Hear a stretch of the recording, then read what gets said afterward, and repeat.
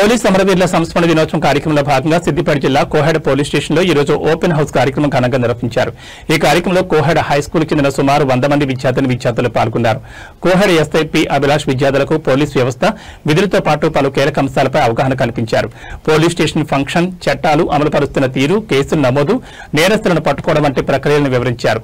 ప్రజల ధన, మాన, ప్రాణ రక్షణకు పోలీసులు తీసుకుంటున్న చర్యల గురించి తెలిపారు. మహిళలు, పిల్లల రక్షణ కోసం ఉన్న చట్టాల గురించి వివరించారు. గంజాయి, డ్రగ్స్ వంటి మత్తు పదార్థాల గురించి, వాటి వల్ల కలిగే నష్టాల గురించి, పెరుగుతున్న సైబర్ నేరాల గురించి అవగాహన కల్పించారు. పోలీస్ స్టేషన్లో ఉన్న వివిధ గదులు, సీసీ కెమెరాల ఫంక్షన్, డైల్ 100 ప్రాముఖ్యత, బ్లూకోర్స్, పెట్రోకార్ వంటి అంశాల గురించి తెలిపారు. పోలీసులు విధుల్లో ఉపయోగిస్తున్న నూతన టెక్నాలజీ గురించి కూడా ఎస్ఐ విద్యార్థులకు వివరించారు.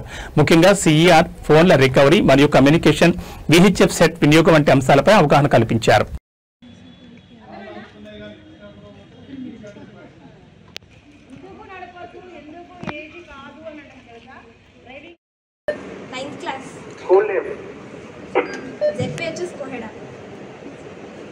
ఓకే, మా వాయిస్ క్లియర్ ఉందా? స్పష్టంగా వినబడుతుందా? క్లియర్ 2 3 4 5 6 క్లియర్ మళ్ళీ కూర్చో. ఓకే,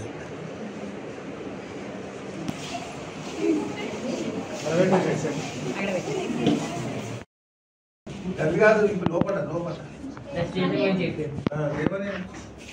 ఎవరేమి చూసినాం? ఇది సీట్ ఎవరిదని చెప్పినాం, ఎస్ఐ కదని చెప్పినావా?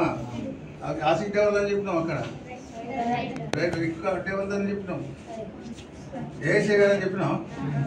మరి ఆ సీట్ మాట్లాడిరా? ఒక రిసెప్షన్ కౌంటర్ ఆడ స్టేషన్ ఇచ్చేదని చెప్పినావా? ఇంకేం చెప్పినాం? చూసిరా ఎక్కడ ఏ వస్తువులు ఉన్నాయి, ఎవరెవరు ఏం మాట్లాడుతున్నారు అంటే ఇక్కడ ప్రాపర్ గా పనిచేయడం అన్నట్టు. అంతే కదా, నేను ఇక్కడ కూర్చుంటే అక్కడ పడుకుంటాడు, మా స్టేషన్ కూడా పడుకుంటాడు కదా. అట్లా పని అనేది పర్ఫెక్ట్ గా జరగాలి, ఎక్కడ కూడా ఏమి ఇబ్బంది కావద్దు. జనాలు కూడా వచ్చిన వాళ్ళు ఇక్కడ ఏం చేస్తారు, పోలీస్ స్టేషన్ లో అన్ని రకాల క్రైమ్స్ అయితే వాడే కింద పడతాడు, పోలీసులు కొట్టిడు అంటాడు. అంతేనా కదా? ఇప్పుడు ఆ వీడియో ఉందనుకో తెలిసిపోతుంది కదా. అట్లా అదే విషయం అన్నమాట.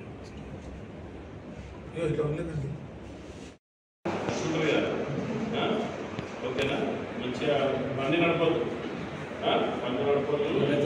మీరు 8 ఇయర్స్ దాని తర్వాత చదువుకోవాలి, సంబంధం చెప్పేదా? ఓకేనా? కానీ లేకుండా ఫాదర్లు చెప్పకుండా, వాళ్ళకి చెప్పకుండా మీరు బండి నడుపుకొని వస్తే మీ దగ్గర ఎలాంటి డ్రైవింగ్ లైసెన్స్ లేదు, ప్లస్ ఆ డ్రైవింగ్ లైసెన్స్ మీరు అర్హులు కాదు అని చెప్పేసి మైనర్ డ్రైవింగ్ కింద ఇవన్నీ తీసుకొని వచ్చేది. అర్థమైందా? అప్పుడు తీసుకొస్తే చెడు అలవాటు అనేది దూరం పెట్టుకోవాలి. ఈ రోజుల్లో